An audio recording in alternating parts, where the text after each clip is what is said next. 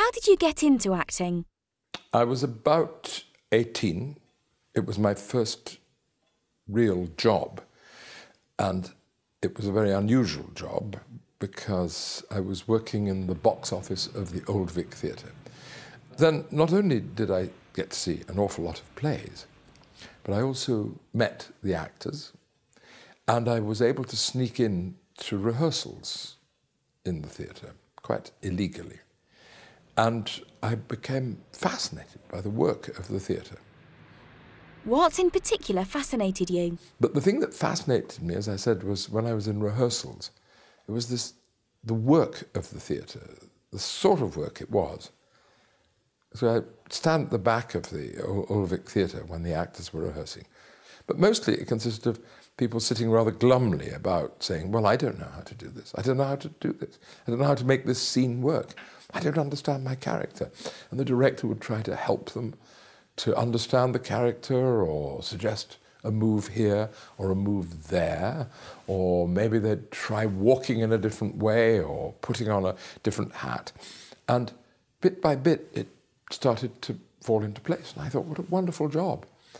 What a fantastically interesting job to wrestle with these kinds of problems, trying to understand the characters, trying to find out how best to express them and show them off. So I came to acting very much from that point of view. The role that first made you famous as a young actor was playing Mozart in the original theatre production of Amadeus, which later went on to become a film. What was the most challenging thing about playing the part of Mozart?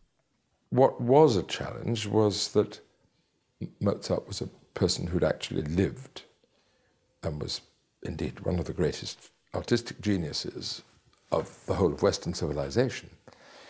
And I was a great lover and admirer of Mozart's music. So there was a tremendous challenge to bridge the character that Peter Schaffer had written. And Peter Schaffer knows all about Mozart as he could, so that Mozart was sort of a smutty, hysterical child, really, in a lot of the play. My job was to reconcile that with the fact that he wrote The Marriage of Figaro. And that was tremendously hard. Was Mozart one of your most satisfying roles? No, I wouldn't say that that was the most satisfying. It was the most exciting, because its fame, almost from the moment it was announced, was overwhelmingly greater than anything I had ever done, or to be honest, ever have done since. The fact that the play was very, very controversial when it opened proved to be very shocking for many people, only increased the excitement around it.